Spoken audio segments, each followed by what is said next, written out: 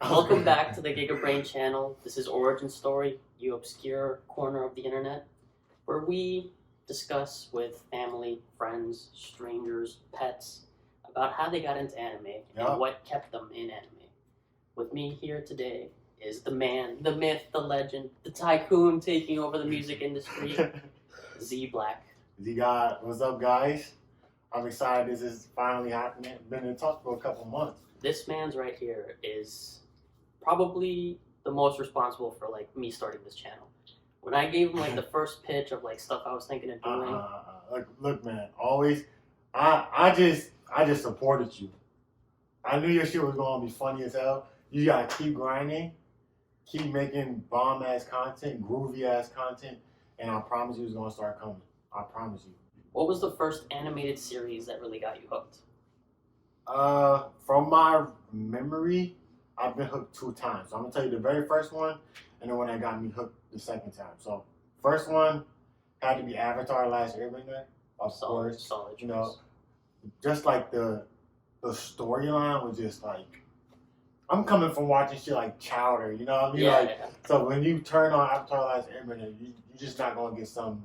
You're gonna get something new each episode, but you know how regular cartoons, they're like set up sometimes like you remember Kid Next Door is like 2 stories in one thing. Yeah.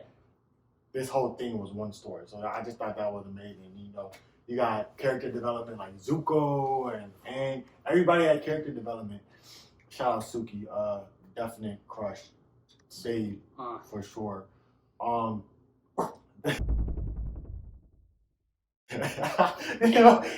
This bar. I think the second animated series was Dropout. If you know Dropout, you know Dropout. If you don't know Dropout, you probably should have known Dropout. This man's has been corrupted for a while. I just learned. Culture. Avatar is like kids' Game of Thrones. It's like for sure, yeah. It's like it introduces kids into just like story and character arcs, like you said. Because before that, you're seeing Chowder and all this like episodic shit. So that's a great choice. But now moving away from like just animation and like specifically anime, what's the first one you saw that like Japanese anime that you saw, and that what did you like about it? So my first anime I saw, unknowingly, I didn't know it was an anime, right?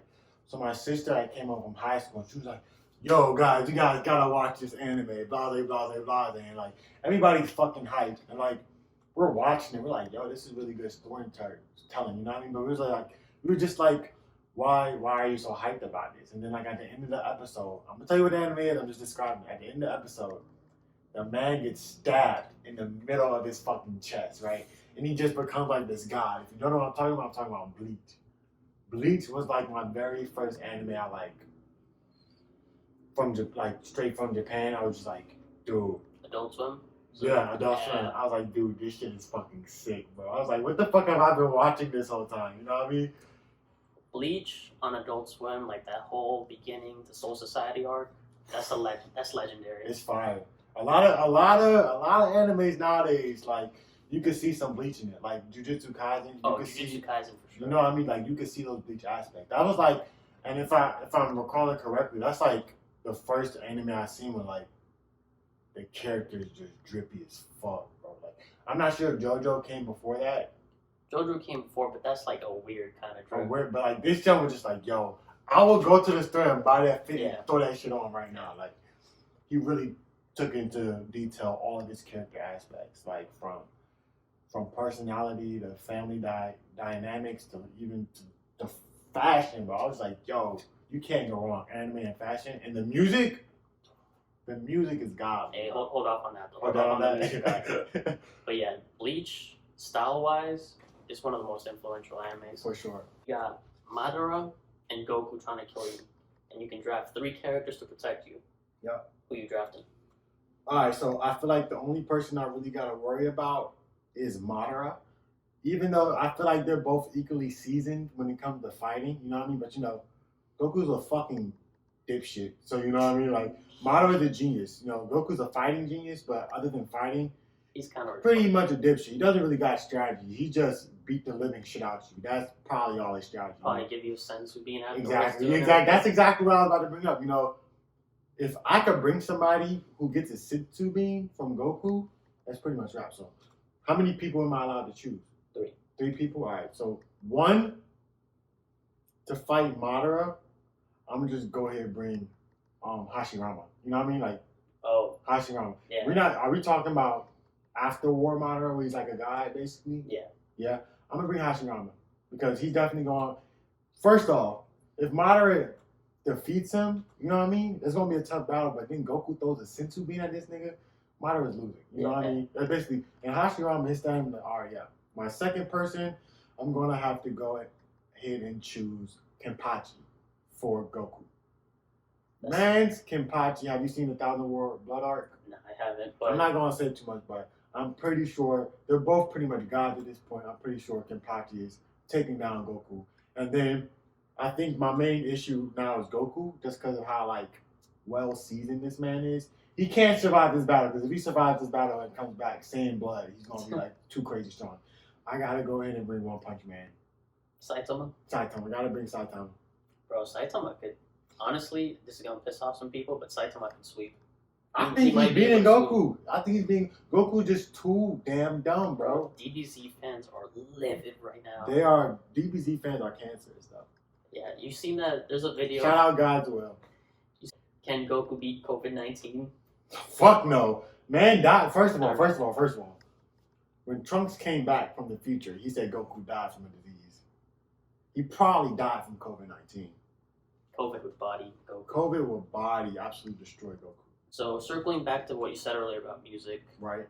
What are some animes with like just banger soundtracks, openings and ending songs that just don't miss? I'm gonna give you my top 3. Honorable mention, probably Naruto Shippuden and Naruto. Those are my honorable mentions. Like their soundtrack, in my opinion, compared to a lot of other anime is mid, but the opening and endings, that makes up for it for sure. So 3, I'm gonna have to say Samurai Champloo at the 3 spot. Yes. Samurai Champloo is definitely at the 3 spot. You got, I'm an artist. You know, I do rap, so it's like I gotta give a big ups to Nujabes, who produced for Samurai Champloo. I only got hip to him like a couple weeks ago, and I didn't realize that, like, because I always listen to the Samurai Champloo soundtrack. It was just like, this shit fucking slaps. Yes, then you realize that Nujabes is behind it. Yeah. Amazing artist. I wish he was still alive, R.P. Nujabes, because I really wanted to do music with him when I was younger. For real. So you know those like hip hop R&B playlists to study to? Yeah. I listened to those so much while I was like in school and stuff. And now that I'm going back and listening to them after like watching Samurai Champloo and listening to New Japes, all that shit it's him. It's just straight. It's his stuff. It's his stuff. Him, bro. In my opinion, that beat, I think that's his beats and a couple other DJs beats, but I think mostly Nujabes and I hope I'm not pronouncing his name wrong. Nujabes. I'm not even sure. I just know I respect him and he makes fire music. But and maybe like down south, that Chopped and Screwed is kind of lo-fi as well. Them 2 sounds, they definitely created lo-fi. I'm probably giving it to Bleach. Like, you got the openings don't miss. There's not a single bad one. Those, I think they're Spanish guitars. They just do something different in the heat of battle. Oh yeah, and the sound. Yes, dude. They heat of battle. You got fucking Ichigo's theme song. Now you feel like no, you can't miss that shit, bro. Like, it's a bunch of hits, just banger after banger after banger, and it's a long ass shonen anime, so it's like they got a lot of bangers. They probably put a lot of work and a lot of money into those soundtracks. Yeah. Number 1, Cowboy Bebop. That opening. That shit is fire, bro. Just like, I'm so glad they're keeping it for the live action. Bro, they better. They look, the live action actors, they look pretty similar to the characters. They look good, but they don't look like Netflix Death Note shit. Yeah. You know what I mean? The biggest dub so far though is that they're keeping that soundtrack. They have to. If they move that soundtrack, bro, like nobody's gonna. Don't even make the show if you're not gonna use Don't that make the soundtrack. show. It's not worth it. That's a golden list. Has animation influenced your style, your brand, your sound at all? 1,000,000% for sure. From lyrics to beat selection to I started so my YouTube channel actually started off as a beat making YouTube channel. And like I had a YouTube channel that was beat making, it gained like 2,000 followers. But I really made that shit. I tried to be like New be so much, bro. Like I tried to be like no ID and Kanye so much, you know what I mean? Like, and for music videos, I don't know if you know, but my whole second project, UV Dreams, yeah, is based off. Stream that shit, fire, absolute fire. Fire, bro. Thank you. The whole project is basically based off of an anime movie called Perfect Blue. I haven't seen it. I've heard really good things about it. Bro. It's literally Perfect Blue in the aspect of a musician. Whoa, you know what just fucking clicked? It clicked. It's Perfect Blue in the aspect of a musician. Hey, go listen to Anytime, Anyplace by Z. Bro, I'm trying to tell you, but nobody catch that so far. Nobody catch that. I'm telling you. All right, first of all, Anytime, Anyplace, absolute, like, just banger. Thank you, bro. Bro. Shout out Seven Locks. You don't... Alright, so I'm gonna be blowing smoke up your ass here, but just bear with it. You're good, bro. Not a lot of people write songs My bad. this early into it where you get people to remember the lyrics. Like, people don't do that like right off the bat. And I know you've been making music for like a couple of years now, but like some people go their whole lives like not writing a song where like the lyrics stick with you.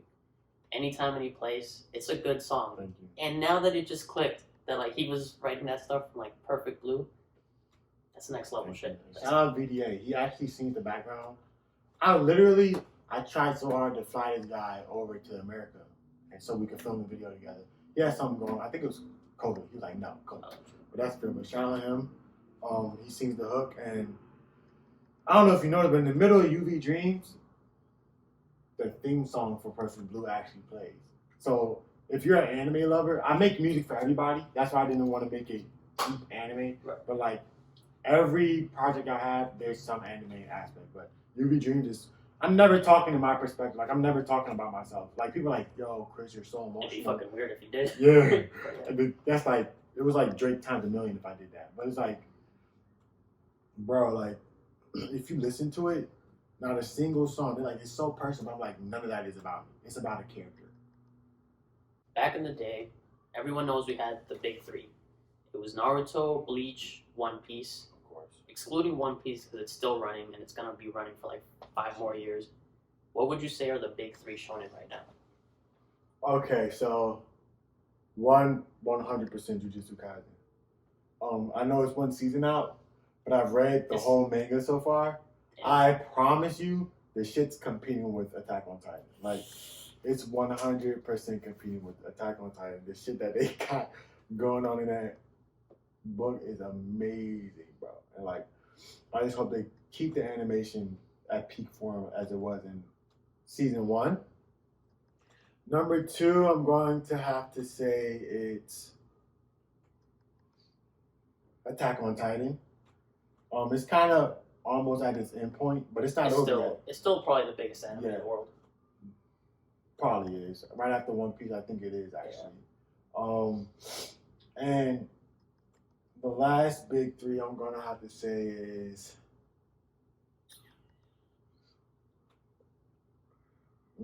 tread carefully here, because if you say My Hero Academia, I might just leave. Nah, I don't. I'm not gonna.